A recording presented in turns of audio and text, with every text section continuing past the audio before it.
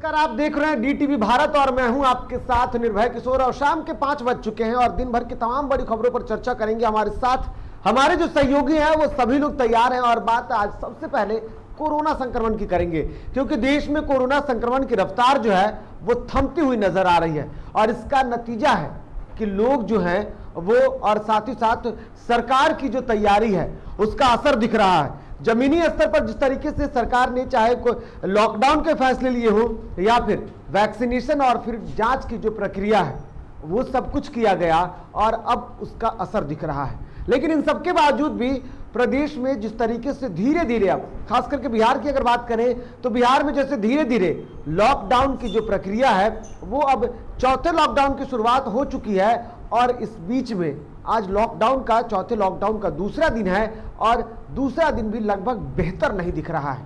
क्योंकि कोरोना के इस काल में जैसे जैसे एक तरीके से लॉकडाउन को अनलॉक की तरह समझ सकते हैं, क्योंकि अब छूट मिलती जा रही है तो लोग जो हैं वो लापरवाह, बेपरवाह हो गए हैं। सड़कों पर जब आप निकलेंगे तो अब ट्रैफिक शुरू हो चुका है, सड़कों पर भारी भीड़ है। साथ ही साथ अगर आप बाजारों में निकलेंगे तो बाजारों में भी कहीं ना कहीं भीड़ देखने को मिल रही है। अगर प्रशासन सख्ती दिखा रही है तो लोग उसका विरोध करते हुए दिख रहे हैं। लोगों की तरफ से प्रशासन पर हमले किए जा रहे हैं और सिर्फ एक दो जगह नहीं बल्कि कई ऐसी तस्वीरें प्रदेश के अलग अलग राज्य के जो अलग अलग जिले हैं वहां से देखने को मिली। लेकिन क्या कोरोना से हम ऐसे ही लड़ेंगे, उस पर भी हम चर्चा करेंगे। लेकिन उससे पहले जानते हैं कि आखिर में देश में किस तरीके से कोरोना की रफ्तार है और साथ ही साथ मरने वालों का आंकड़ा क्या है। हमारे साथ हमारे सहयोगी निभा जुड़ेंगी। निभा, कोरोना संक्रमण की रफ्तार कमती दिख रही है। जी बिल्कुल निर्भय, देखें तो अभी फिलहाल कोरोना के जो ग्राफ है उसमें गिरावट आ रहा है, संक्रमण मरीजों में कमी आ रही है। हम देश की पहले बात कर लेते हैं। देश में जो कोरोना संक्रमण मरीज है, संक्रमित मरीज हैं, 24 घंटे में 1,34,154 मरीजों की पुष्टि हुई है। कोरोना संक्रमित नए मरीजों की पुष्टि हुई है। और अगर एक्टिव मरीज की बात करें तो एक्टिव मरीज फिलहाल 17,13,413 है। यानी कि लगातार जो मरीजों में गिरावट आ रही है, संक्रमित मरीजों में गिरावट आ रही है। फिलहाल कोरोना की स्थिति सही दिख रही है निर्भय। और अगर हम मौत के बात करें, मौत के आंकड़ों की बात करें तो 24 घंटे में पूरे देश में 2,885 से ज़्यादा लोगों की मृत्यु हो गई है कोरोना से। और अभी लेकिन स्थिति पहले से सुधर रही है, धीरे धीरे स्थिति कोरोना को लेकर के सुधर रही है। अब राज्य की बात करें तो बिहार में अभी सबसे ज़्यादा कोरोना संक्रमित मरीज पटना में ही मिले हैं। हम आपको बता दें कि पटना में 126 कोरोना संक्रमितों की पुष्टि हुई है। 38 ज़िले में 37 ऐसे ज़िले हैं जिनमें 100 से कम कोरोना मरीजों की पुष्टि हुई है। और आंकड़ों की बात कर ले निर्भय तो अररिया की बात करें तो 53 मरीज मिले हैं। अरवल में बहुत ही कम मरीजों की पुष्टि है, मात्र 3 मरीज कोरोना के मिले हैं अरवल में। औरंगाबाद में 8 मिले हैं, बांका में 5 मिले हैं, बेगूसराय में 35 मिले हैं, भोपाल में भागलपुर में 21 मिले हैं।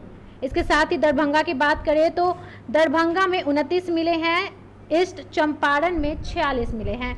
इसके साथ ही हम ज़्यादा अगर आंकड़ों की बात करें तो सुपौल में 72 कोरोना के मरीज सामने आए हैं। यानी कि कह सकते हैं कि देश के साथ साथ प्रदेश में भी कोरोना संक्रमण की जो रफ्तार है वो कम होती दिख रही है, कम होती जा रही है। लगातार जो संक्रमित मरीजों का आंकड़ा है वो कम होता जा रहा है। बिहार वासियों के लिए थोड़ी राहत की खबर है। और कहीं ना कहीं लॉकडाउन का भी असर दिख रहा है। लॉकडाउन सरकार जिस तरह से लगाए हैं जिसके कारण कोरोना के मरीज जो है कम सामने आ रहे हैं। और अभी फिलहाल बिहार की स्थिति सही दिख रही है। बिल्कुल बिहार की स्थिति सही दिख रही है। प्रदेश में लॉकडाउन है और इस लॉकडाउन के बीच में जिस तरीके से हमने चर्चा की कि कोरोना संक्रमण के बीच जब प्रदेश में लॉकडाउन किया गया तो सख्ती बढ़ा दी गई।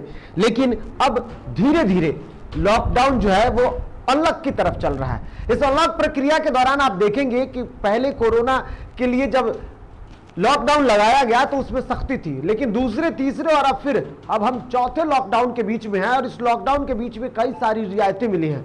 दुकानों को खोलने की अनुमति मिल गई है, भले उसके लिए जो नए नियम कानून लगाए गए हैं उसके अनुसार अल्टरनेटिव दिन तय किए गए हैं।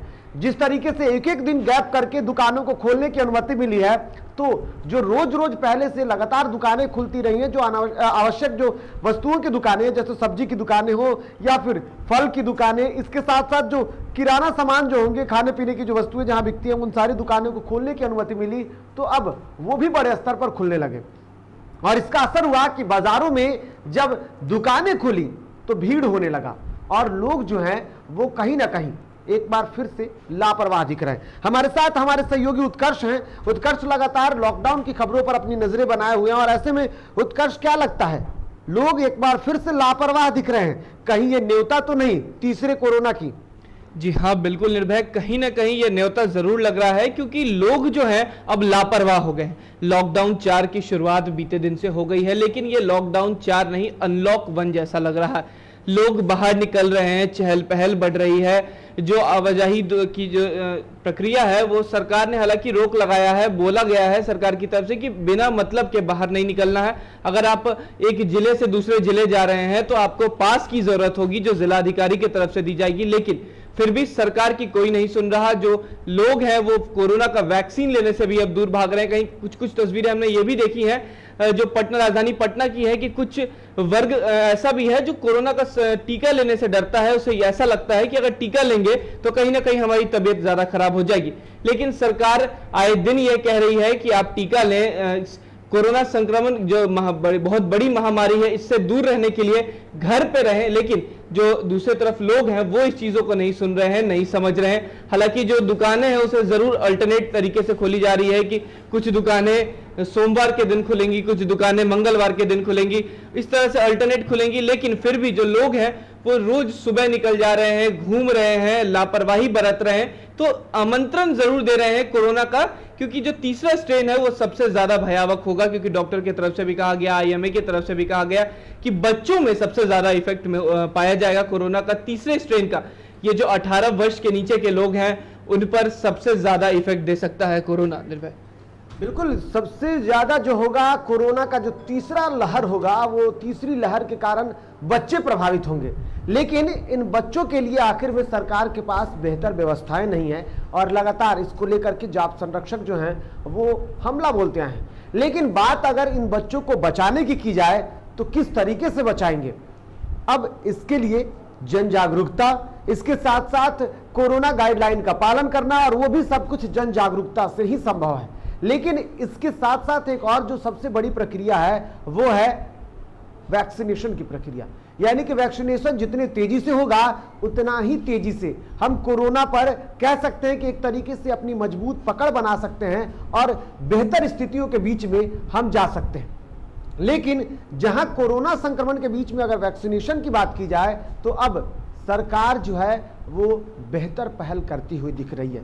जहां एक तरफ पिछले दिनों ग्रामीण इलाकों को वैक्सीनेट करने के लिए सरकार ने कोरोना एक्सप्रेस चलाया, इसके साथ साथ जांच की प्रक्रिया जो कि कोरोना संक्रमण को रोकने में एक बेहतर पहल साबित हो सकता है।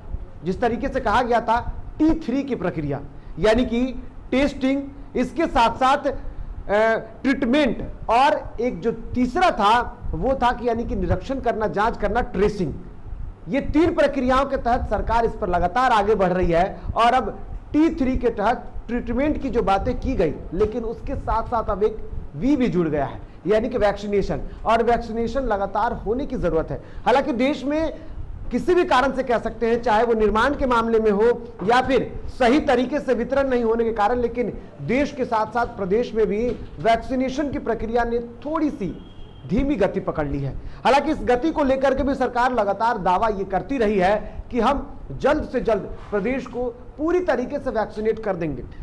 और बिहार की अगर बात की जाए तो बिहार में जो आबादी है उस आबादी के मुताबिक अभी पूरी तरीके से वैक्सीनेशन की प्रक्रिया नहीं हुई है, क्योंकि 6 से 8% ही लोगों को बिहार में वैक्सीनेट किया गया है। जनसंख्या युवाओं की ज्यादा है, और ऐसे में खबर सामने आई थी कि जो भी 18 साल से नीचे के जो युवाओं को वैक्सीन लग रहा है, माफ कीजिएगा 18 साल से 44 साल के बीच में जिन लोगों को वैक्सीन लग रहा है, वो वैक्सीन सरकार जो है यानी कि बिहार सरकार वो सीधे खरीद रही है, वो केंद्र सरकार से उसको नहीं मिल रहा है।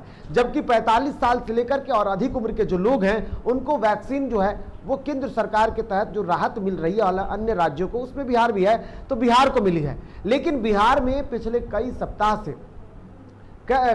नहीं कह सकते, बल्कि हमारे साथ निषेध जो है वो लगातार खबरों को कर रहे हैं। लगभग एक सप्ताह से अधिक वक्त हो गए जब वैक्सीनेशन की प्रक्रिया रुकी हुई है। हालांकि इन सबके बीच में सरकार लगातार ये दावा कर रही थी कि 1 लाख के करीब उसके पास वैक्सीन है और का इंतजार हो रहा था। वैक्सीन अब आ चुकी है, आज से वैक्सीनेशन की प्रक्रिया शुरू हो गई, हम उस पर भी बात करेंगे। लेकिन उससे पहले सरकार की बेहतर पहल की भी चर्चा करनी जरूरी है।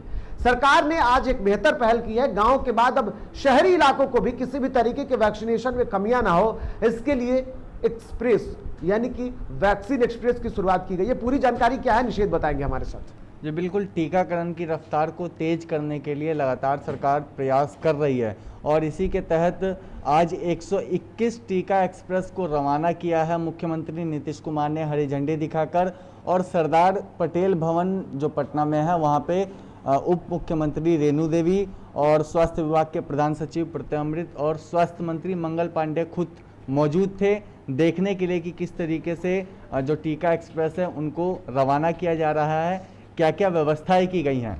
और 121 टीका एक्सप्रेस अब शहरी क्षेत्रों के लिए रवाना किया गया है। आज केंद्रों पे तो लोगों को टीका दिया ही जा रहा है, लेकिन टीका एक्सप्रेस के माध्यम से अब शहर के अलग अलग मोहल्ले में वो गाड़ियां जाएंगी और लोगों को टीका दिया जाएगा। इसके साथ ही 718 जो टीका एक्सप्रेस है वो ग्रामीण क्षेत्रों में भी चलाया गया है। ग्रामीण इलाकों में भी लोगों को उन टीका की जो गाड़ियां दी गई हैं उससे टीका लगाया जा रहा है। और स्वास्थ्य मंत्री मंगल पांडे का कहना है कि केंद्र सरकार से हम लोगों की बात चल रही है और लगातार जो टीका है वो पर्याप्त मात्रा में बिहार आएगा और टीका लगाने की जो गति है वो तेज होगी आगे, और ज़्यादा से ज़्यादा लोग हैं उनको टीका लगवाने की जो कोशिश है वो बिहार सरकार की है। बिल्कुल, वो बिहार सरकार की है और सरकार जो है वो बेहतर कर रही है। लोग सरकार का साफ तौर पर कहना है कि वैक्सीनेशन जल्द से जल्द होगा, लेकिन जल्द से जल्द के लिए आखिर में सरकार की तैयारी क्या है, सरकार किस तरीके से इस पर बेहतर कोशिश कर रही है, ये सब कुछ आपके सामने है। लेकिन 121 जो एक्सप्रेस चली है यानी कि टीका एक्सप्रेस चली है, और इससे पहले ग्रामीण इलाकों में लोगों को जागरूक करने के लिए, लोगों को वैक्सीन देने के लिए और साथ ही साथ RT-PCR जांच के लिए जांच एक्सप्रेस भी चली थी, जांच वाहन चले थे और टीका एक्सप्रेस चली, और अब शहरी इलाकों में भी टीका एक्सप्रेस चला है। निषेध, हम आपसे जानना चाहेंगे क्या लगता है सरकार ने ये जो पहल की है इसका कितना असर जो होगा जमीनी स्तर पर देखने को मिलेगा? क्या टीका एक्सप्रेस से जो वैक्सीनेशन की जो प्रक्रिया है वो पूर्ण हो पाएंगी? क्या लोग इससे जागरूक हो पाएंगे और क्या रफ्तार बढ़ेगी? बिल्कुल निर्भय, देखिए रफ्तार बढ़ेगी या घटेगी ये तो आने वाले वक्त में पता चलेगा, क्योंकि लगातार वैक्सीन की शॉर्टेज भी हो रही थी, वैक्सीन पर्याप्त मात्रा में बिहार को नहीं पहुंच पा रहा था और कई युवा भी हैं जो वैक्सीन नहीं ले पाए थे अभी तक, और कई ऐसे लोग हैं जिनको अब तक वैक्सीन नहीं मिल पाया था। लेकिन जो टीका एक्सप्रेस की शुरुआत की गई है तो आखिर आने वाले वक्त में पता चलेगा कि उस टीका एक्सप्रेस का फायदा हो रहा है कि नहीं हो रहा है, क्योंकि केंद्रों पर अधिकतर देखने को मिला है कि जो टीका है उसकी कमियां आई हैं, आपूर्ति में कमी आ रही है क्योंकि बाहर से टीका नहीं आ पा रहा। लेकिन स्वास्थ्य मंत्री मंगल पांडे ने आज इस बात को कहा है कि हमारी केंद्र सरकार से लगातार बातचीत चल रही है और जो टीका की आपूर्ति है बार बार बीच में शॉर्टेज आ जाता है तो उस शॉर्टेज को खत्म किया जाएगा और ज़्यादा से ज़्यादा टीका बिहार पहुंचेगा। तो कहीं ना कहीं अगर टीका उपलब्ध हो पाता है पर्याप्त मात्रा में तो लोगों को आसानी होगी मिलने में भी। और जो टीका एक्सप्रेस चलाया जा रहा है तो सिर्फ गाड़ियां चलाने से तो नहीं होगा, उसमें टीका भी रहना चाहिए, टीका उपलब्ध होना चाहिए। तो अगर बिहार में पर्याप्त मात्रा में टीका आता है तो लोगों को दिया जाएगा और उस टीका एक्सप्रेस का भी फायदा देखने को मिलेगा। बिल्कुल, उस टीका एक्सप्रेस का फायदा देखने में तभी मिल सकता है जब सरकार कोशिश कर रही है, जो दावे कर रही है, लेकिन उन दावों के बीच में अगर उस वाहन में वैक्सीन जो होगा वो उपलब्ध होने की जरूरत है। अगर वैक्सीन नहीं होगा तो फिर उन सारे वाहन का चलना बेकार हो जाएगा। चलिए, वक्त हो चला एक छोटे से ब्रेक का। ब्रेक के बाद आएंगे तो आपको दिखाएंगे कि किस तरीके से क्या एनडीए में कला हो रही है या फिर ये सब कुछ सिर्फ बयानबाजी चल रहा है।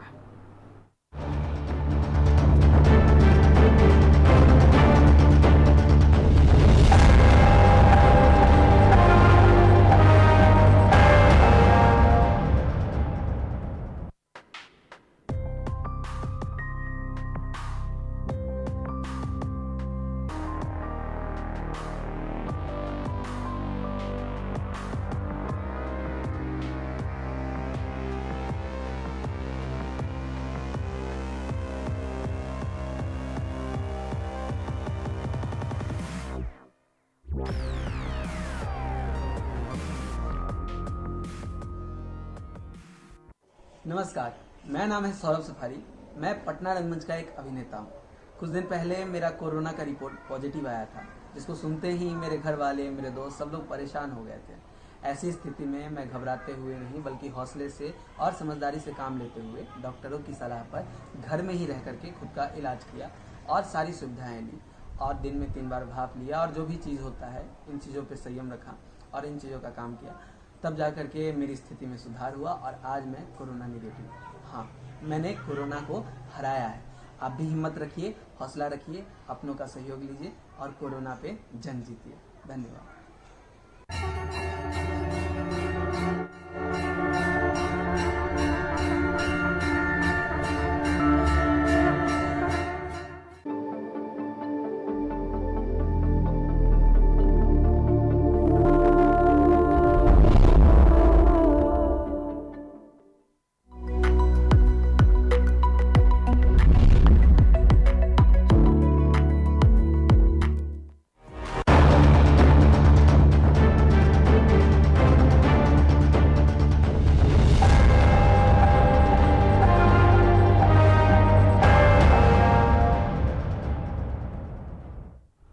और ब्रेक के बाद एक बार फिर से आप सभी का स्वागत है। तो बढ़ेंगे आगे और अब बात एनडीए की करेंगे।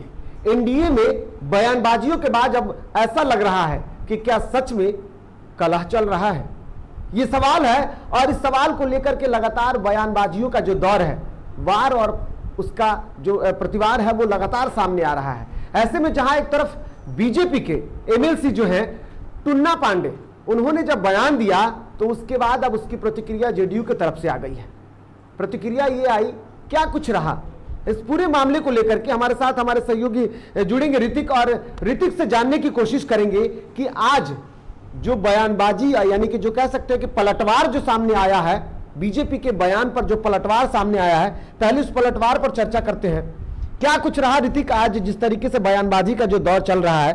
पहले तो सबसे बड़ी बात यह है कि एनडीए में कलह की जो बातें सामने आ रही, क्या कलह तो नहीं शुरू हो गया? बिल्कुल, देखिए सबसे बड़ी बात तो ये कि विपक्ष के लिए एक मलाई का एक कह सकते हैं कि थाली परोस दी गई है।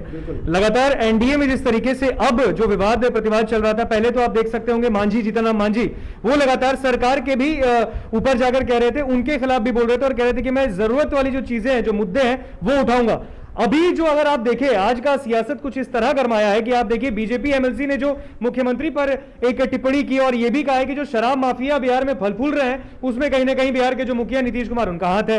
अब इस पर जब जेडीयू एमएलसी ने पलटवार किया है, क्योंकि आप देखिए इस पर बीजेपी के प्रवक्ता ने भी अपनी बात रखी, अपनी प्रतिक्रिया दी और इसके बाद अगर आप देखें तो एनडीए के जो घटक दल है, चाहे वो वीआईपी हो चाहे वो हम हो, उन्होंने भी कहा था कि बीजेपी को टैग करके, संजय जायसवाल को भी टैग करके कहा गया, प्रदेश अध्यक्ष हैं उनसे भी कहा गया कि जरा इस मामले को देखिए कि आखिर बीजेपी एमएलसी मुख्यमंत्री को क्या कह रहे हैं। बात हम कर लेते हैं जेडीयू एमएलसी की। जेडीयू एमएलसी जो संजय सिंह है, उन्होंने एक पलटवार किया है। जो भी बयान टुन्ना पांडे ने दिया है बीजेपी एमएलसी ने, उसका खंडन करते हुए उन्होंने यह कहा है कि देखिए जो बिहार के मुख्यमंत्री है नीतीश कुमार, उन पर उंगली उठाएंगे हाथ काट लिया जाएगा, ऐसा बयान दिया गया है। और साथ ही साथ मैं बताऊं कि जेडीयू एमएलसी ने यह तक भी कहा है कि हम ईंट का जवाब पत्थर से देना जानते हैं। और अगर बीजेपी के एमएलसी इस बात को कह रहे हैं कि बिहार में जो मुख्यमंत्री है वो परिस्थितियों के मुख्यमंत्री हैं, तो यह गलत है। बिहार में, क्योंकि मैं बताऊं, उनको यह भी करार दिया गया था कि तीसरी पार्टी जेडीयू जो है वो तीसरी पार्टी बन गई है।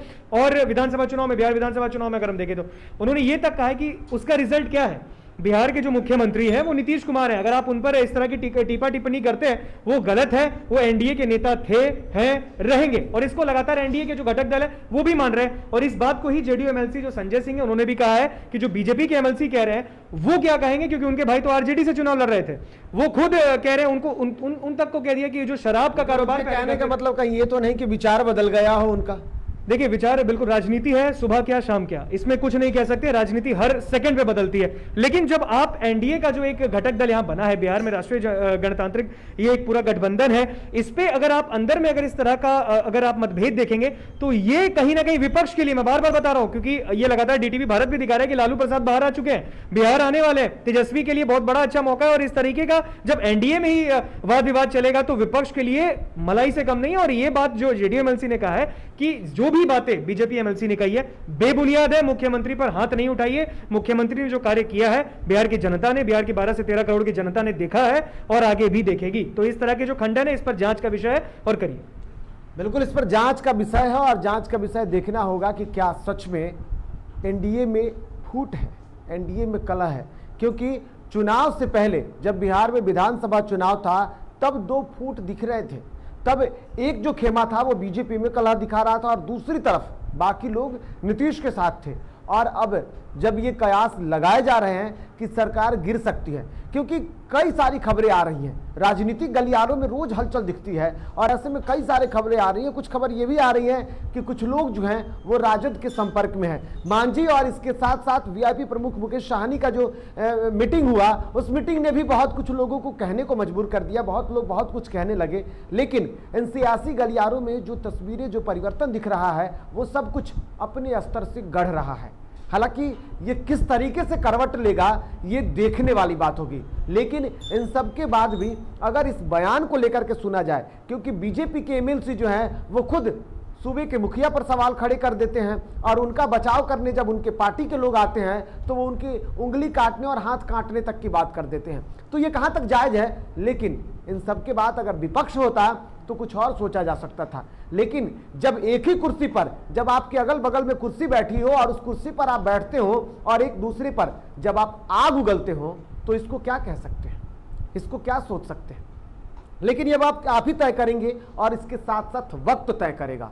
सबसे ज्यादा वक्त तय करेगा कि आने वाला दिन होगा वो किसका होगा। बढ़ेंगे आगे और बात अब करेंगे आज के एक फैसले को लेकर के। ये फैसला शिक्षकों के हक में रहा और ये फैसला खुशी के लिए रहा। तो सबसे पहले आज कोर्ट में जो सुनवाई हुई और इसमें से लगभग 1.25 लाख जो शिक्षक हैं जिनको अब अधिकार मिल गया है कि वो नियुक्ति की उनकी प्रक्रिया जो है, जिसका वो लोग लगभग 2 सालों से इंतजार कर रहे थे।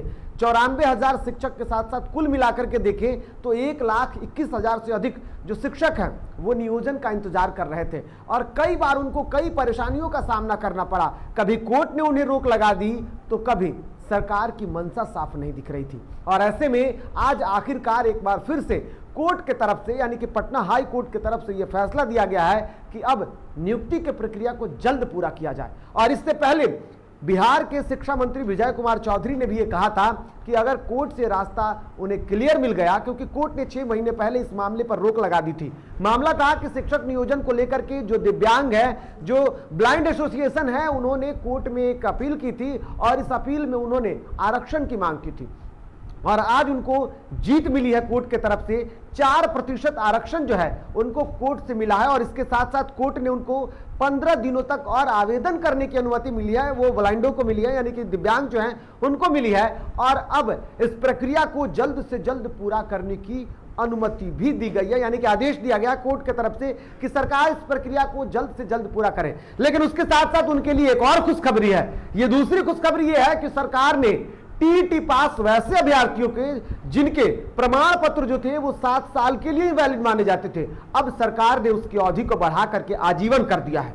यानी कि अगर आप शिक्षक नियोजन की प्रक्रिया में शामिल नहीं हुए थे अब तक और अगर आपके लिए आपके नौकरी में अगर टीईटी का वो प्रमाण पत्र रोड़ा बन रहा था तो अब आपके लिए ये दूसरी खुशखबरी है। एक तरफ कोर्ट से खुशखबरी मिली और दूसरी तरफ अब सरकार ने आपको तोहफा पेश कर दिया है। इस तोहफा को लीजिए और आप नियोजन की प्रक्रिया में शामिल हो जाइए, क्योंकि शिक्षक नियोजन की प्रक्रिया जल्द से जल्द पूरा होगी और लगभग सरकार भी अब इस बार स्वस्थ दिख रही है। क्योंकि इससे पहले एसटीईटी की प्रक्रिया में बाधा उत्पन्न होना, सीटीईटी की प्रक्रिया में बाधा उत्पन्न होना, हालांकि कोर्ट में एक दूसरी सुनवाई भी हुई है सीटीईटी को लेकर के, उसमें क्या कुछ फैसला रहा, दरअसल वो भी उसके वैधता को लेकर के जो बातें सामने आ रही थी, लेकिन अब पूर्ण रूप से मामला सामने है और अब शिक्षकों के लिए आज का दिन बेहतर रहा। इसलिए आप भी तैयारी में जुट जाएं और टीईटी के जो 7 साल के प्रमाण पत्र पर अब आप रोना रो रहे थे उसको सरकार ने बेहतर कर दिया है। और जो लोग अनवैलिड हो गए हैं, यानी कि 7 साल के बाद जिन लोगों का प्रमाण पत्र अगर खत्म हो चुका है या ऐसा मानते हैं, तो सरकार अब उसको भी वैलिड करेगी। यानी कि अब आपके टीईटी प्रमाण पत्र अगर आपने पास किया हुआ है तो वो अर्हता आपकी बर्बाद नहीं जाएगी, बल्कि वो आजीवन आप नौकरी करने, शिक्षक बनने के काबिल होंगे। तो इसलिए आप परेशान नहीं हो। और फिलहाल डीटीवी की इस पेशकश में इतना ही। मुझे और मेरे सहयोगियों के साथ दीजिए इजाजत और इसके साथ साथ आप देखते रहिए डीटीवी भारत। साथ ही साथ कोरोना संक्रमण का खतरा अभी खत्म नहीं हुआ है, इसलिए कोरोना गाइडलाइन का पालन करते रहें, मास्क और सैनिटाइजर का इस्तेमाल करें, सोशल डिस्टेंसिंग का पालन करें और देखते रहें डीटीवी भारत। नमस्कार।